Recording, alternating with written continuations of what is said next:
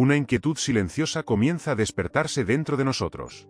No aparece de golpe, sino como un susurro que nos invita a cuestionar, a mirar más allá de lo evidente y a preguntarnos si lo que estamos viviendo realmente refleja aquello para lo que fuimos creados. Toda la Biblia, desde Génesis hasta Apocalipsis, la palabra no temas figura, adivinen, 365 veces. Podría figurar 364 veces y estaría bien, o ¿qué tal 366? Pero solamente aparece no temas y es la única frase que se repite 365 veces. Eso tiene que tener una explicación. Y la primera que se me ocurre es la que se te está ocurriendo a ti también. Hay un no temas para cada día del año, desde el 1 de enero hasta el 31 de diciembre. No temas, no temas, no temas. Alguien necesita oírlo. No tengas miedo. No teman. Ustedes valen más que muchos pajaritos, le dice el Señor a un grupo de gente. No teman por lo que habréis de vestir o de comer. Mencionan otro mensaje. Y como si no tuviera otro tema, más adelante dice, no temas, cree solamente. Tened ánimo, soy yo, no temáis. Menciona caminando mientras que se parece un fantasma sobre el agua. No temáis a los que matan el cuerpo. Preocupaos si pudieran quitarte el alma, pero no temas por el cuerpo. Le dice a su grupo íntimo. No temas, manada pequeña, a un anillo más grande, ya es un círculo un poquito más grande, porque vuestro Padre os ha placido daros el reino. No se turbe vuestro corazón ni tenga miedo, le dice un padre desesperado. Luego hay una gran multitud y dice, y oiréis de guerra y de rumores de guerra, mas ustedes no teman, no tengan miedo. Va a ser un milagro. Jesús se le acerca, lo toca y le dije, levantaos. Y los leprosos que nadie los tocaba, dice, ¡hey! No teman. Cuando el Señor ascendió a los cielos, si pudieras haber hablado con cualquiera de los discípulos, le preguntarías, ¿qué frase repetía una y otra vez? No será levántate, ni serás poderoso, ni los ungiré, es no tengas miedo. ¿Por qué tienen miedo? Hombres de poca fe. Yo estoy en la barca, estoy en tu vida, me veas o no me veas. Y si cuando a la altura de los ojos me tratas de buscar y no estoy, búscame entre los cabezales, quizás esté echando una siesta. Si no estoy en estribor, estaré en la proa, a babor, en algún lado en el barco, pero no me bajo del barco si tú estás arriba, y más si yo te invité a navegar. Yo no me bajo del barco. No tengas temor.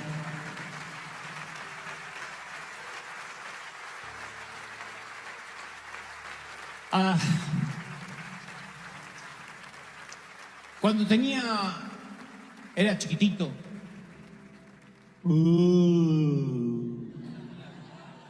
6 años de edad, insistí por mirar una serie de televisión en la República Argentina que era conducida por un actor y además guionista llamado Narciso Ibáñez Menta. Pueden buscarlo, googlearlo, Narciso Ibáñez Menta. No era tanto las teleseries que producía en Argentina, sino la forma de presentar. Él aparecía con una vela en la mano, con una capa negra, tenía una barba en punta, flaco, esquelético, y decía, voy a presentarles una historia que le pondrá los pelos de punta.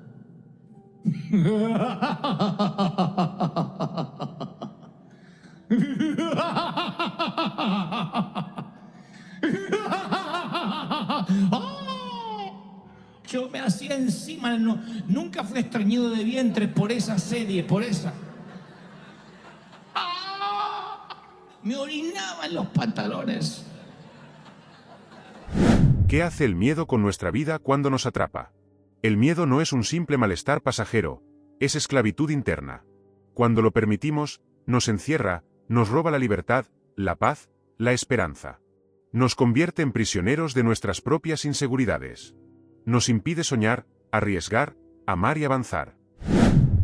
Sin embargo, dice el apóstol, no, que esta tormenta saltó como un león desde el césped, de golpe, agazapada. Y Pedro y Juan luchan, son pescadores. Y el oficio les hace hacer que traten de mantener la vela lo más abajo posible. Mateo es recaudador de impuestos. Mateo trabaja en el IRS. Sabe tanto de velas, barcos y tormentas como yo de japonés, mandarín e inglés. Así que Mateo, el único esfuerzo que hace por no vomitar, o vomitar lo menos posible, la Biblia no dice que haya vomitado.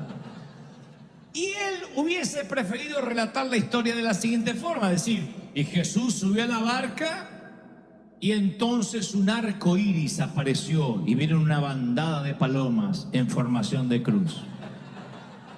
Esa hubiese sido una historia poética del Señor. Sin embargo, dice, el Señor se sube a la barca y se levanta una tormenta tan fuerte que las olas inundaban la barca con el Señor arriba.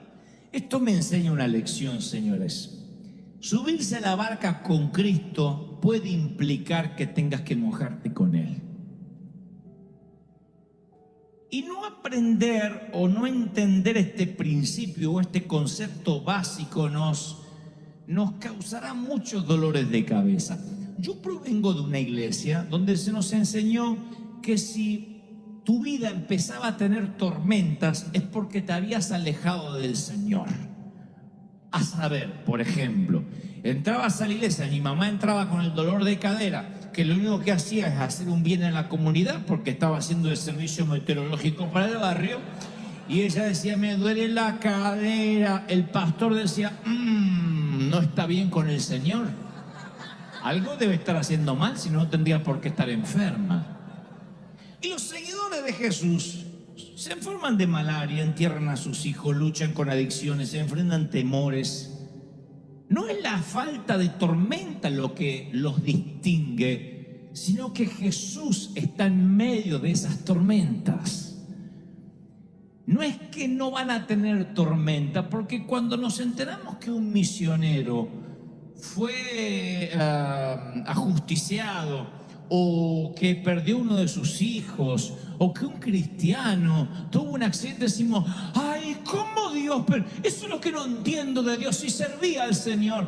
La Biblia no dice que estaremos exentos de tormentas, pero sí promete que nada nos puede pasar si Él está en la tormenta. Y ustedes dicen, pero ¿cómo no me puede pasar nada malo si les pasa cosas malas? Pero el Señor vuelve a decir, quiero que entiendas lo siguiente, a lo mejor la tormenta es espantosa, a lo mejor la nube se pone tan negra que dices voy a morir, pero nada va a salirse de mis manos ni de mis planes porque yo estoy al control y yo soy el que invito.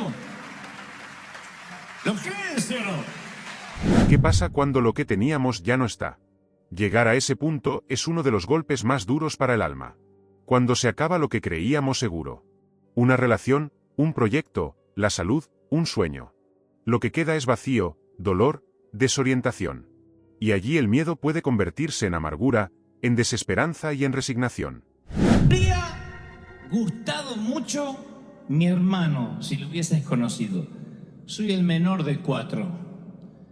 2 han fallecido. Queda el hermano mayor, Sergio, tiene 62 años, si no me equivoco, 62 o 63. Y yo que tengo 30, pero uno de ellos amé siempre a mis hermanos, pero uno de ellos te habría encantado, porque siempre tenía un chiste a flor de labios, y era de esos parientes que Dios nos regala, esos familiares que Dios nos lo da para que las fiestas no empiecen hasta que ellos no llegan. Son esos que son el alma de la fiesta. Él podía hacerse amigos de cualquiera, tenía un carisma que supongo que había heredado de mamá, de la vieja que siempre fue artista, y él creo que tenía ese alma de artista y tenía una simpatía, arrollador, fue predicador, ¿saben? Y uno de los buenos, un gran pastor. Fue un predicador, un pastor, un hombre de Dios. Y un día su iglesia atravesó una crisis. Él no era el pastor principal, era uno de los pastores asistentes, técnicamente. Y el hombre falló, su pastor falló. Por alguna razón él no lo pudo superar. Por alguna razón se apartó del Señor y se fue de la iglesia. Primero dejó la Biblia, después dejó la iglesia, después dejó la comunión con el Señor y se fue para nunca jamás regresar. Al poco tiempo nos enteramos que volvió a tomar, que volvió a beber y el alcohol hizo estragos. Empezó a adelgazar, empezó a estar triste, cada vez más gris. Las últimas veces que lo vi era la sombra de aquel Daniel a quien tanto yo quería parecerme cuando iba a ser grande. Y en el año 2013, 2 años atrás, promediando mayo, mi hermano mayor me llama y me da la noticia de que había tenido un infarto irreversible, obviamente un infarto masivo, y había partido, había fallecido en la ambulancia, mientras que los paramédicos intentaban darle oxígeno, respiración.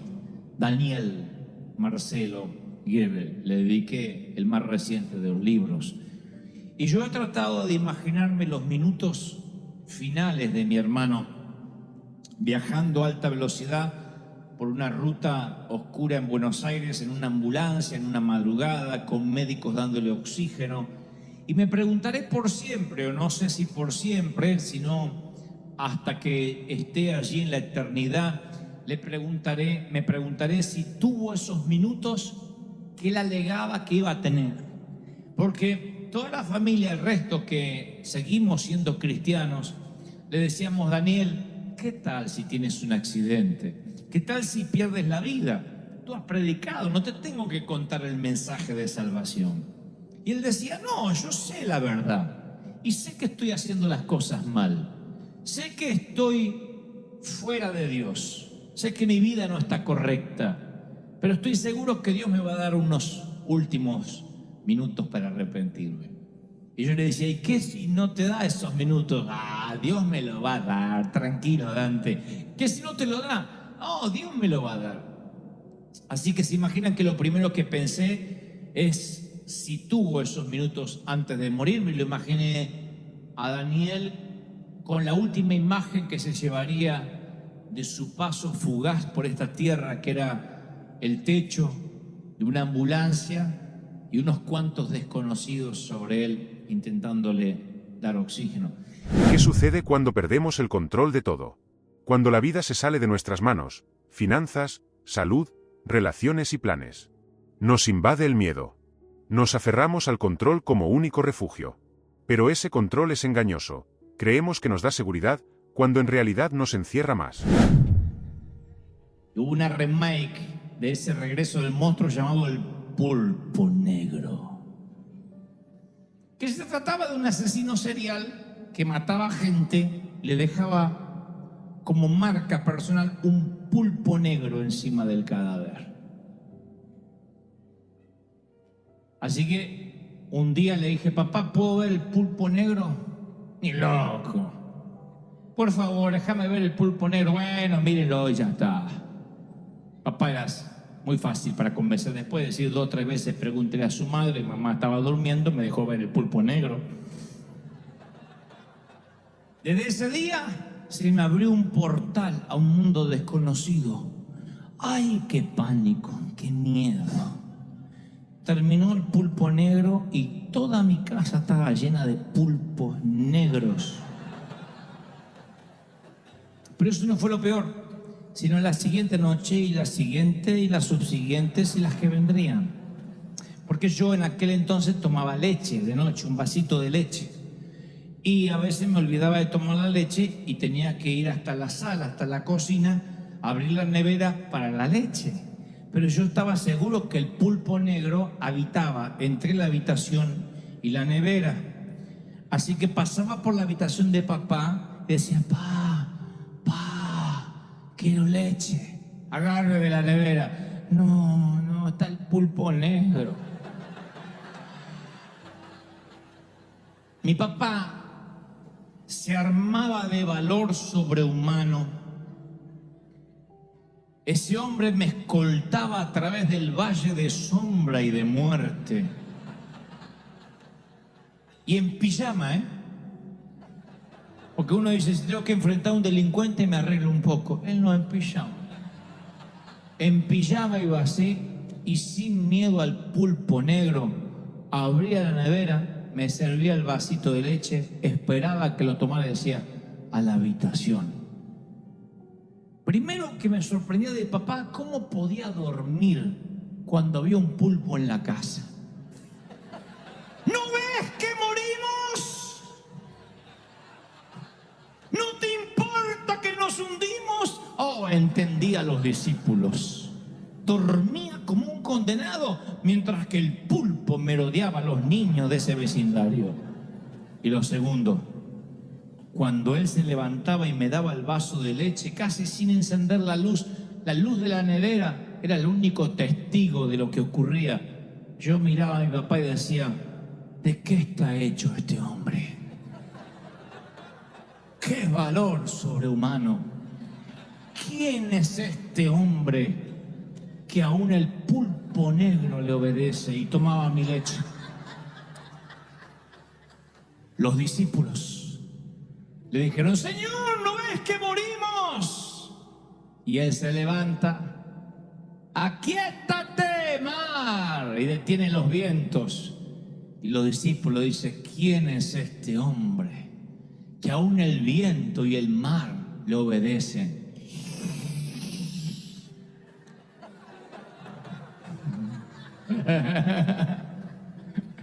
¿Entendieron? El Señor ve tu tormenta, tu crisis, como mi papá, el pulpo negro. No tienes que tener temor. Él se levantó, reprendió los vientos y al mar y le dijo, aquíétense. Y ellos dijeron, wow, ¿de qué está hecho este hombre? Mis queridos, ese Dios que transformó una tormenta en una cálida tarde primaveral, estoy seguro que le dio una oportunidad a el Daniel, a nuestro Daniel, a mi hermano. Yo estoy seguro que él lo último que vio fue el techo de la ambulancia. Pero lo próximo que vio inmediatamente fue el brazo del Señor rescatándolo. ¿Por qué lo sé? Porque no importa cuánto dure una tormenta, si el Señor está allí. Y mi propio hermano decía, yo sé en lo que he creído.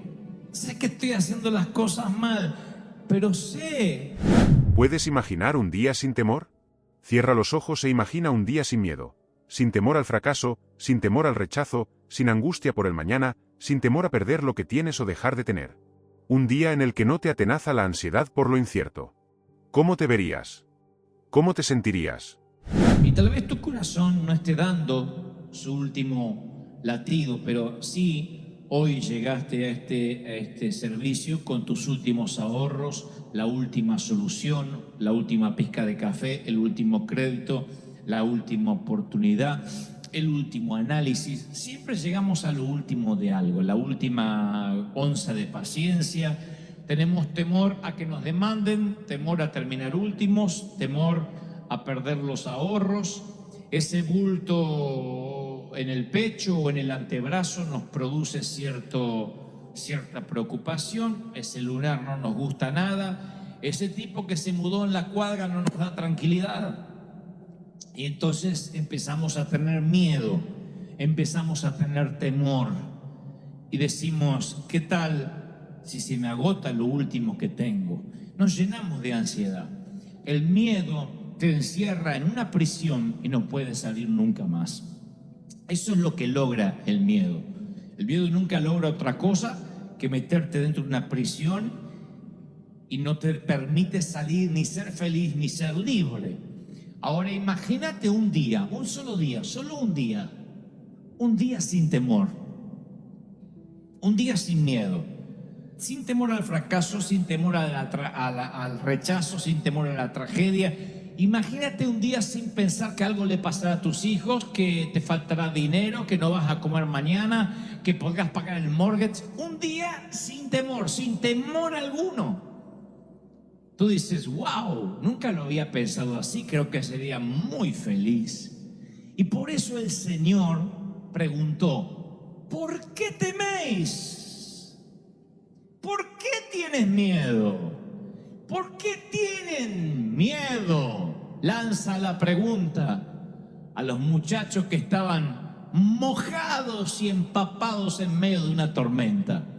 Preguntarle por qué tienen miedo en medio de una tormenta atroz es como que un nadador le pregunte a otro, ¿por qué está mojado? Porque es lógico que tenga miedo. Se supone que estamos en una tormenta y se supone que tengamos miedo. Los hombres escuchan la pregunta y están muy serios. El crucero acaba de convertirse en una pesadilla aterradora. Y así es como uno de ellos recuerda el viaje. Dice, luego el maestro Jesús subió a la barca y lo siguieron los discípulos. De repente se levantó en el lago una tormenta tan fuerte que las olas inundaban la barca. Mateo 8:23. Escuchen este detalle, no se lo pierdan, por favor. De repente, una gran tormenta se desató en el mar. No todas las tormentas vienen de repente. En la pradera los agricultores ven los cambios de nubes y dicen, me parece que va a llover. Los que saben de tormentas dicen, mi mamá decía, me está doliendo la cadera, va a llover. Nunca supe cómo se conectaba la cadera con el clima. Pero no fallaba la vieja. La vida siempre nos habla, pero no siempre estamos dispuestos a escucharla. Cada experiencia, cada caída y cada avance fueron piezas necesarias para llegar hasta este momento. No importa lo que hayas vivido ni lo que aún te falte por enfrentar. Lo esencial es que ahora eres más consciente, más capaz y más fuerte que antes. Sergio me llama hace unos meses atrás y me dice, Dante, yo no soy místico, no soy de tener sueños, pero soñé a Daniel. O lo vi, lo visioné. Dijo, entró por la puerta de casa y no estaba flaco como cuando murió. Estaba como cuando tenía 20 y tantos años, con esos dientes blancos todavía. Y estaba vestido de blanco al tono, con un sombrero de capitán, como quien se va a navegar en un plácido velero en el mar Caribe. Entró y me dijo, Sergio, dile a todos que llegué y los espero. Y luego se dio vuelta, dice, y vi su espalda grandota, porque yo siempre lo veía flaquito a lo último, y él estaba con su espalda así, derechito. Como un capitán, derechito así, se fue. Daniel, tal como yo lo admiraba, como ese gigante que era cuando yo era chiquito. Y cuando me lo contó mi hermano, me conmoví hasta lo más profundo de mi ser, porque le pregunté a Sergio y se estaba riendo. Oh, sí, Daniel siempre se ríe. No en los últimos años. No, pero sí estaba riendo con ese humor de siempre. Me dijo, estoy bien, los estoy esperando. Por eso estoy seguro que aunque Daniel vivió los últimos años en una tormenta, conociendo a Jesús, conociendo al capitán de los capitanes, estoy seguro que no se hundió. Estoy seguro que en el último minuto, ahí en la ambulancia, le dijo, ¿por qué tienes miedo, Daniel? No tengas temor. Y se fue a casa y me está esperando. Estoy seguro que eso ocurrió y es mi oración que eso ocurra contigo. Que no te hundas, que no naufragues, aunque la tormenta se haya extendido por años, aunque la metástasis avance, aunque el cáncer esté allí, no te vas a hundir. Te doy mi palabra de honor que en el último minuto el capitán se despierta y te dice, no tengas miedo. Daniel, no tengas miedo, no tengas temor. Lo que yo pagué con precio de sangre me salió tan caro que no me lo arrebata nadie de mi mano. No tengas miedo.